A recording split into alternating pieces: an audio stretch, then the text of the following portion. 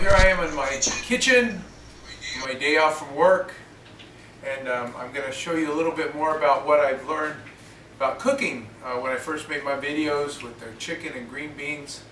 And I encourage you to rotate your foods in my book, Dog Dish Diet. In fact, I have it right here. I encourage you to feed better commercial food. I encourage you to feed better commercial canned food. Avoid treats with wheat in them. And also you can cook homemade food. Oh, today, Smokey, Smokey always comes to see what I'm cooking. Today I just went to the supermarket and I got a fish head, salmon head, and it was only $3.70. So I'm going to show you how to make up a batch of this. So we're going to put one salmon head in there. Whoops, a little flashing. We're going to put some chicken livers in there. And usually I use 4 to 8 ounces. And the chicken livers are only 85 cents. What a great source of nutrition that is. We try to cook up a batch of something just like prey. So I also am going to use some hearts and gizzards. And a few ounces of that. So say if the animal is going to eat 3 or 4 prey animals, they'd be hearts and gizzards. And now I'm going to cut up a chicken in half because I already got a couple pounds of meat in there. And I usually like to use 4 pounds in an 8-liter crock pot. And all this stuff, all these recipes you can get online on Amazon.com or at MCOM Communications. You can get Feed Your Pet to Avoid the Vet. So if you Google my name, Greg Martinez, and the name Feed Your Pet to Avoid the Vet, you can get these recipes. And I go over also not only just this type of recipe, but how you can figure out what your dog is allergic to and how you might cook for him. So what I'm going to do is put this half a chicken, so I've cut a whole chicken in half, and I'll just put the neck in there, but I already have the hearts and gizzards, so I'll save that for the next one.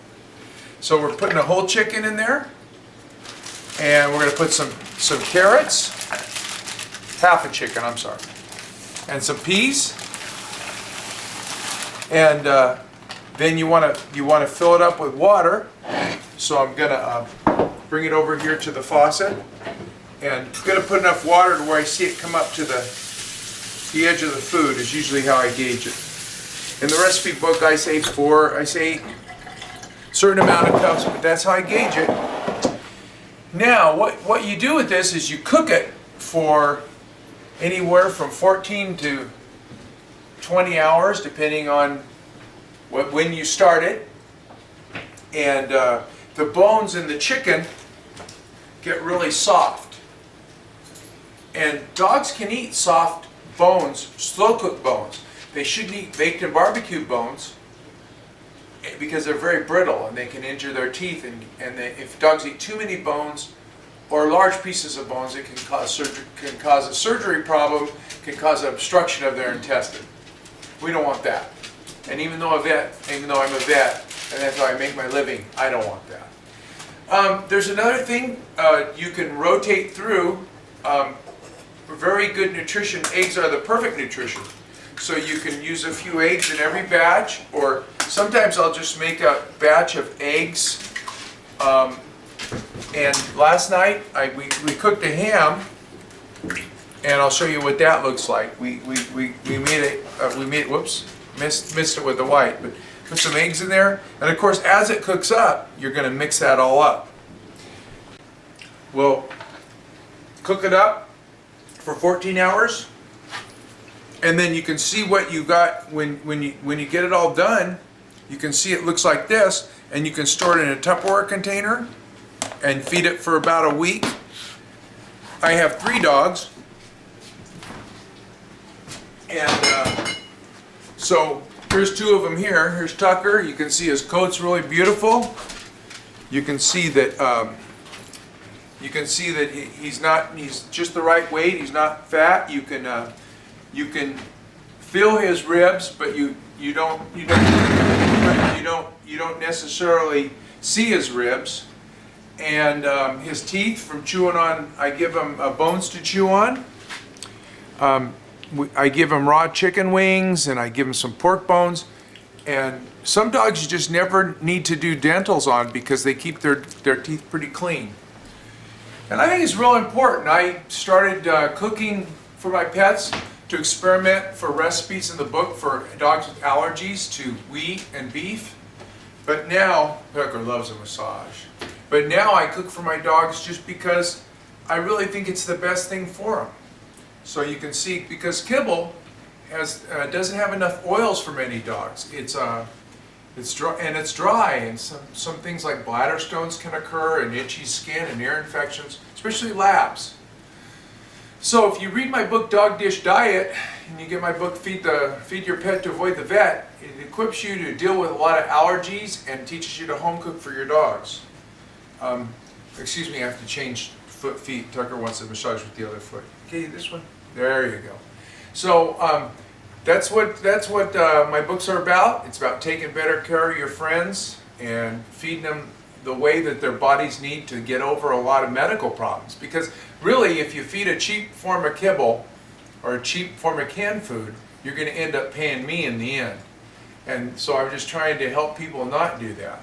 And I've learned that so many things can be treated with better nutrition, better ingredients. That is simple. We're coming into where I cook, my special kitchen where I cook my dog food, and here it is, a workbench with tiles underneath the Hamilton Beach Crockpot. I got it Kohl's, and you can see very simple dial, on, off, high, low. So I cook it on high for 12, 14 hours. Well, after cooking the mixture for, I think last night I cooked about 15 hours. I took it out to let it cool. And then after it's cooled, it's ready to feed to your dogs. I have to leave it in the oven in order to protect it from Tucker getting up and getting on it. Do your dogs know words? Now, I'm not gonna mention anything to Tucker at all, but I'm just gonna say to you, are you hungry? Are you hungry, Tucker? You hungry? Are you hungry? I think he's hungry. Do your dogs wait for you like at 5 o'clock in the evening, or is there a time that you come home and then they kind of getting restless and looking around going like, are you gonna feed me? It's time. Are you hungry? Are you hungry? So, they all kind of gather around when they see the Crockpot coming out. And what I do after I cook it, you can hear them in the background, they're so funny, is the bones are pretty soft. So let's zoom up on this mixture and these bones. If you can come on over here for a minute, real close. Got it? So let's show it right on top so we can show the mixture itself, show how I'm mashing it up.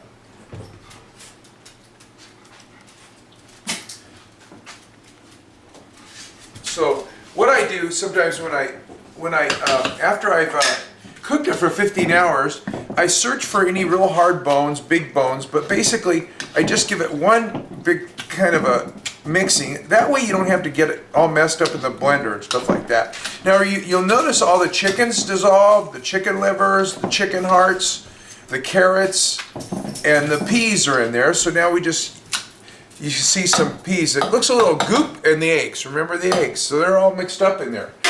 Now, I did make it goopier. I put some oats in it about 2 hours before it quit cooking. So I put maybe 6 ounces of oats. So basically what we have is chicken, fish head, carrots, peas, eggs, and don't forget bones. And the bones are soft. And look at that marrow inside. Isn't that great? I won't make you sick, but well, maybe a little. But you can eat the bones are very good. The cartilage on the end is very good for you, and the marrow inside. And my wife Lana is filming this, and it makes her sick, so I'm surprised she didn't interrupt the camera. So you can see all the bones are soft and easily broken up. So I'm going to show you what it's like to feed dogs. We're having kind of a whole little display here. Now, I did put this fish head in it. Maisie, little dog down here, doesn't really like the fish too much. So we'll see what she does with this. She may not like it. So she's eating it. Reggie, my dog Reggie, he's so funny. He basically, this little white dog Reggie, he has to look at it for a little while. Tucker, you move. That's not yours. That's not yours. That's Reggie. But he won't really do anything with it. Now let's see Tucker. We're going to take Tucker outside because each dog has its bowl in its place. So we're going to take Tucker. He always eats out here, and you know, the little dogs get a few ounces apiece, and Tucker gets about 12 ounces or so, and you could tell he just, I'm slopping it on his ear. That wasn't very good. But I don't usually actually do it right out of the pot like this, but I just wanted to show you what was happening. So I usually feed him about 12 ounces, and then what I do is I'll put the mixture in a Tupperware container. Then after I bring it inside, after you're done cooking it, you can store it in these Tupperware containers, and you can feed it over a week's time. As long as it's kept cold, it should be fine. Just like this one, I used leftover ham. We had a smoked ham the other night. I crock-potted that with some eggs and green beans, and that's good too. That's ham and green beans and rice. I just wanted to show you how easy it is to cook for your dogs and cats. Your dogs can eat this alone or with kibble. Your cats can eat mixtures like this as long as they're supplemented with taurine every day or fed raw meat along with the cooked food, because cats have a need for the amino acids in raw meat, or you have to add them to their diet. So check out my website, Dog Dish Diet. I have 2 books there. One, Dog Dish Diet explains to you about how to prevent allergies and other medical problems in dogs.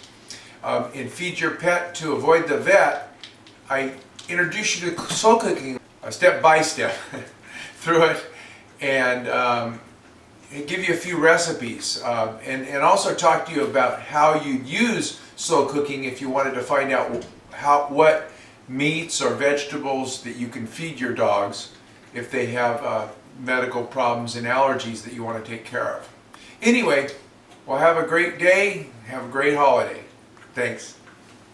Oh, and I almost forgot to add, don't ever wash the Crock-Pot bowl before you let your dishwasher take care of it. Tucker, are you washing it up? I think you missed something.